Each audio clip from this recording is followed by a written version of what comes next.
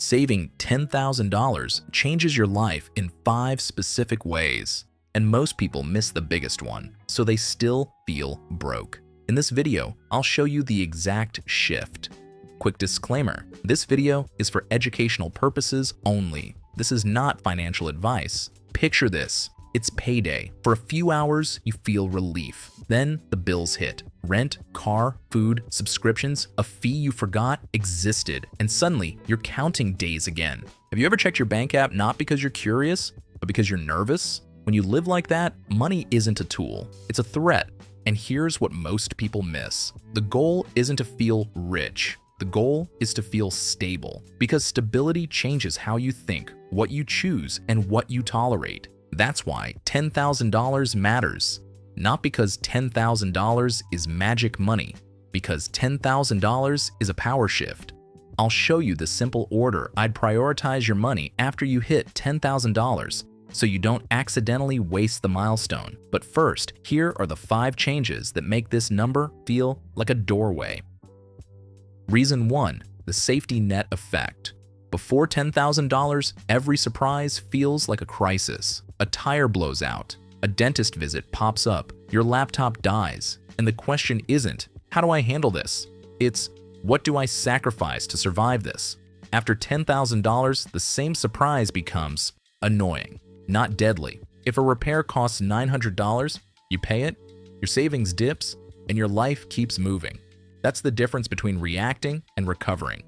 Here's the checkpoint most people skip. They think an emergency fund is boring because it doesn't grow. But what it grows is your ability to make calm decisions. And calm decisions are expensive because panic always costs extra. Reason 2, option power. Before $10,000, you can't really say no.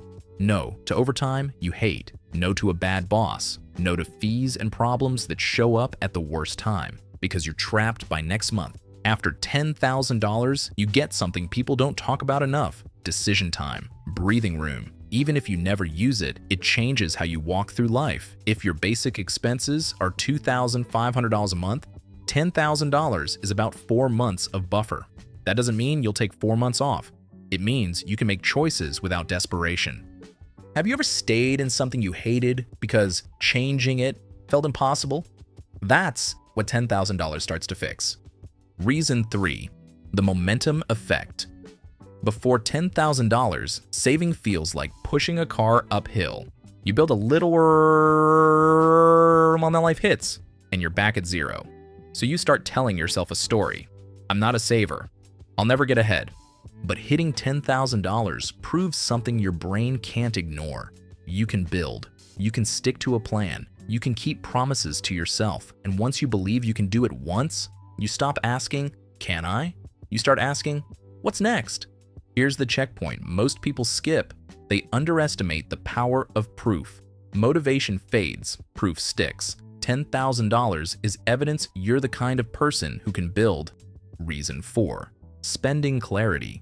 Before $10,000, you're mostly trying to survive. And when you're stressed, your brain wants quick comfort. So money leaks out in small ways. Delivery, random shopping, subscriptions you forgot. Not because you're irresponsible, because you're exhausted.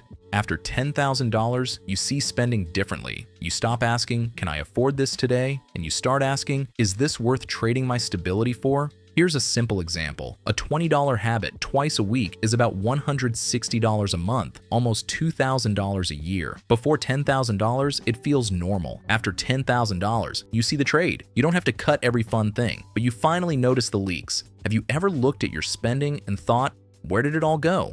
That's the clarity shift. Reason 5, the investing gateway. Before $10,000, investing can feel like a rescue plan. You invest hoping it fixes everything fast. And when life happens, you panic and pull the money out. That's not investing. That's stress. After $10,000, you can invest from stability. And stability is what makes investing work, because good investing needs time, consistency, and patience, not perfect timing. Now here's the payoff I promised. First, keep a real emergency fund for real emergencies. Second, make your bills stable and automatic so you stop creating chaos. Third, if you have high-interest debt, consider prioritizing it because it can be hard to outrun. Then, start a consistent investing habit you can maintain for years. Small, automatic, boring, repeatable. That's how you keep your milestone working for you, instead of disappearing. Now, what most people don't realize is you can hit $10,000 and still feel broke, usually because of two mistakes. Mistake 1, lifestyle creep. You feel proud and you upgrade your life quietly. A higher car payment, more subscriptions, more little rewards, and your fixed expenses rise until your savings can't breathe. Celebrate, yes, but don't raise your monthly obligations just because your savings looks good. Mistake 2, keeping all $10,000 in your checking account. Checking is built for spending. If your emergency fund sits next to your debit card, your brain treats it like available money, so you borrow from it. Just this once. Then again, a better approach many people use is separation. Different account, different label, harder to touch. Not because you lack discipline, because design beats willpower. Now, if you're not at $10,000 yet, here's a simple, realistic plan. Step 1, pick a timeline. Not perfect, just a direction. If you save $500 a month, that's $10,000 in 20 months. If you save $300 a month, that's $10,000 in about 34 months. If you save $800 a month, it's just over a year. No shame in any timeline. The point is consistency. Step 2, automate it. Treat saving like a bill you pay yourself. Even $25 per paycheck matters because it trains the habit.